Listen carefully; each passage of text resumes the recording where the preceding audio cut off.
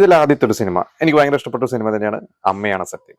ബാലചന്ദ്ര മേനോൻ സംവിധാനം ചെയ്ത ബാലചന്ദ്ര മേനോൻ സിനിമകൾ എന്ന് പറയുമ്പോൾ നമുക്കറിയാം ഫാമിലി ഫാമിലി ഓറിയന്റഡ് ആയിട്ടുള്ള കുറച്ച് പിണക്കങ്ങളൊക്കെ ഉള്ള സിനിമകളായിരിക്കും. പക്ഷെ ബാലചന്ദ്രൻ സിനിമകൾ കുറച്ച് ഡിഫറെന്റ് ആയിട്ടുള്ള ഒരു സിനിമ തന്നെയാണ് അമ്മയാണ് സത്യം. ഇതുപോലെ ചിരിയൂ ചിരി എന്നൊരു സിനിമ ഉണ്ടായിരുന്നു, കുറച്ച് ചെറുപ്പക്കാരുടെ ഒരു സിനിമ.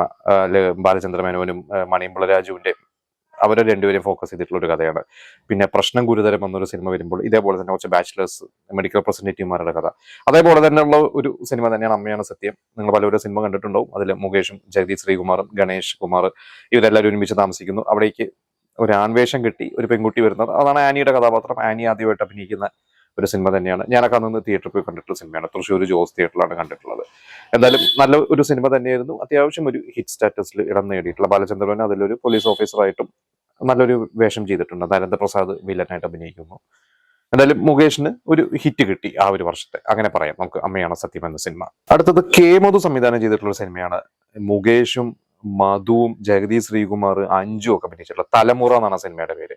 ഈ സിനിമ പണ്ട് ഇറങ്ങിയ ആ ഒരു സമയത്ത് ഒരിക്കൽ കാസറ്റ് എടുത്തിട്ട് ഞാൻ ചെറുപ്പത്തിൽ കണ്ടിട്ടുണ്ട്. ഇപ്പൊ ഒരു 30 വർഷങ്ങളായിട്ട് ഞാൻ ആ സിനിമ കണ്ടിട്ടില്ല.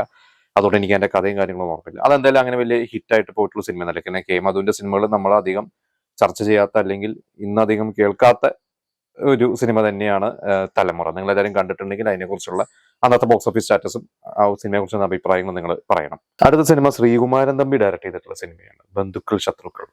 അതൊരു മുകേഷ് മാത്രമല്ല, മുകേഷും ജയറാമും ഇവർ രണ്ടുപേരും ഒരു ഈക്വൽ ഇമ്പോർട്ടൻസ് ഉണ്ട്. രണ്ട് നായകന്മാരാണ്. പിന്നെ തിലകനുണ്ട്. കുറെ വലിയൊരു സ്റ്റാർ കാസ്റ്റ് ആണ്. നല്ല കുറെ പാട്ടുകളുണ്ട്. അതൊന്ന് അത്യാവശ്യം ഓടിയിട്ടുള്ള ഒരു സിനിമ തന്നെയാണ്. പക്ഷെ ആ സിനിമയെ കുറിച്ച് ഞാൻ എവിടെയോ ശ്രീകുമാരൻ തമ്പി തന്നെ എഴുതിയിട്ടുള്ള വായിച്ചിട്ട് തോന്നുന്നു. അന്ന് ഭയങ്കര ഡ്യൂറേഷൻ ആണ് സിനിമയ്ക്ക്. ആദ്യം എനിക്ക് തോന്നുന്നു 3 മണിക്കൂറിന് മുകളിലൊക്കെ സിനിമ വന്നു. പിന്നെ കുറെ തിയേറ്റേഴ്സ് അത് കുറച്ച് കട്ട് ചെയ്തു. അങ്ങനെ കുറച്ചൊരു മിക്സഡ് ഒപ്പീനിയൻ ഒക്കെ വന്നിരുന്നു. എങ്കിലും അതിന്റെ പാട്ടുകളും സ്റ്റാർ കാസ്റ്റ് കൊണ്ടും ഒക്കെ ആ സിനിമ അന്ന് ഓടിയിട്ടുണ്ട്. ഞാനൊക്കെ ആ സിനിമ അന്ന് കാസറ്റ് എടുത്തിട്ടാണ് കണ്ടിട്ടുള്ളത്. ശ്രീകുമാരൻ തമ്പിയുടെ ഒരു പാറ്റേണിലുള്ള ഒരു സിനിമ എന്ന് പറയാം. കുറെ ഫാമിലിയും കുറെ ഇമോഷൻസും അങ്ങനെ വരുന്ന ഒരു സിനിമ തന്നെയായിരുന്നു ബന്ധുക്കൾ ശത്രുക്കൾ.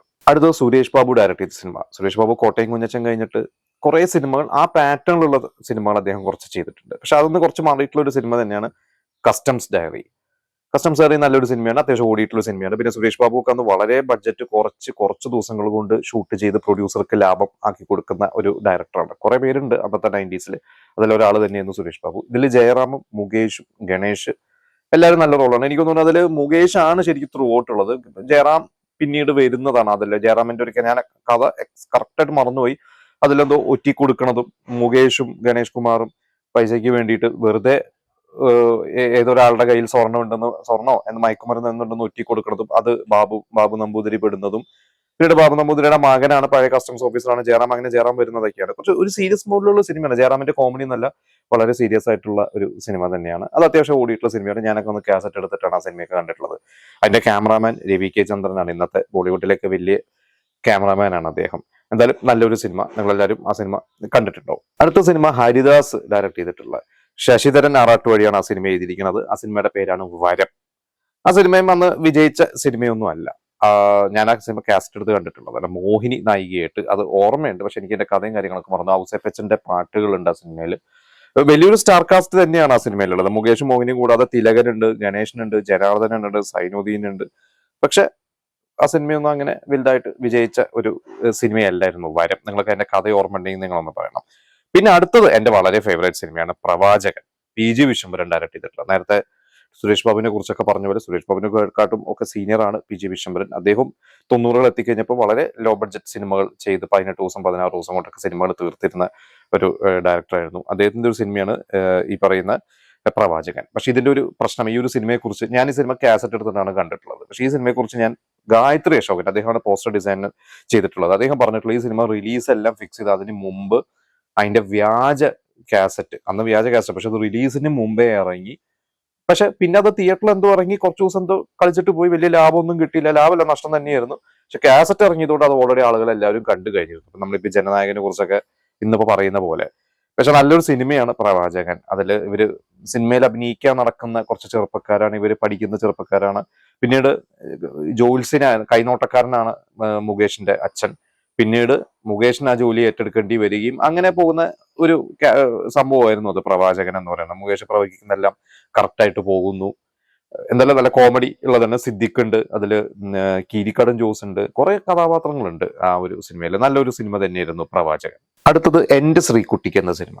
വളരെ സീരിയസ് ആയിട്ടുള്ള ഒരു സിനിമ തന്നെയാണ്. ടി എ റസാഖാണ് എഴുതിയത്, ജോസ് തോമസ് ഡയറക്ട് ചെയ്തിട്ടുള്ളത്.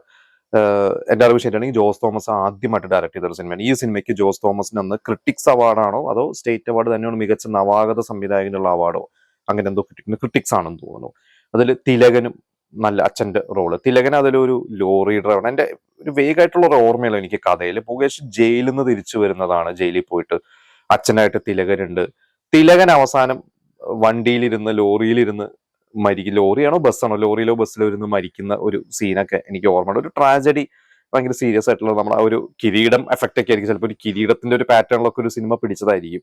പക്ഷെ നല്ലൊരു സിനിമ എന്നുള്ള ഒരു പേര് കിട്ടിയിരുന്നു. ബോക്സ് ഓഫീസിൽ ഹിറ്റ് ആയിട്ടില്ലെങ്കിൽ മുകേഷും ചെയ്ത സീരിയസ് ക്യാരക്ടേഴ്സിനും നന്നായിട്ട് ചെയ്തു എന്നൊരു പേര് കിട്ടിയിരുന്നു ഈ ഒരു സിനിമ എന്റെ ശ്രീകുട്ടിക്ക്. ഇത്രയാണ് എന്റെ ഒരു ഓർമ്മ ആ സിനിമയെ കുറിച്ചുള്ളത്. നിങ്ങൾക്ക് കൂടുതൽ അറിയണമെങ്കിൽ നിങ്ങൾ പറയണം. ഇത്രയുമാണ് മുകേഷ് 1990 മുതൽ മുകേഷ് അഭിനയിച്ച് റിലീസായ സിനിമകൾ. ഇനി ഞാൻ ഏതെങ്കിലും മിസ് ചെയ്തിട്ടുണ്ടോ എന്ന് എനിക്കറിയില്ല. എന്തായാലും ഞാൻ നോക്കിയപ്പോൾ എത്രയാണ് സിനിമകൾ. ഇതൊക്കെയാണ് ഈ സിനിമകളെ കുറിച്ചുള്ള എനിക്ക് അറിയാവുന്ന കാര്യങ്ങളും എന്റെ കുറെ എക്സ്പീരിയൻസുകൾ. ഇതില് ഇപ്പോ ഫേവറേറ്റ് സിനിമ ഏതാന്ന് ചോദിച്ചു കഴിഞ്ഞാൽ അതിൽ പ്രവാചകൻ നല്ല ഒരു സിനിമയാണ്. എനിക്ക് പെട്ടെന്ന് പറയാമെങ്കിൽ അതിൽ പ്രവാചകൻ തന്നെയാണ് എന്റെ ഒരു ഫേവറേറ്റ് സിനിമകളൊന്ന്. വേറെ ബാക്കി എല്ലാം നല്ല സിനിമകളാണ്. ഇനി നിങ്ങൾക്ക് നിങ്ങളുടെ ഫേവറേറ്റ് സിനിമകളും നിങ്ങൾ അന്ന് കണ്ട തിയേറ്ററിൽ നിന്ന് കണ്ട ഓർമ്മകളൊക്കെ ഉണ്ടെങ്കിൽ നിങ്ങൾ അത് ഷെയർ ചെയ്യുക.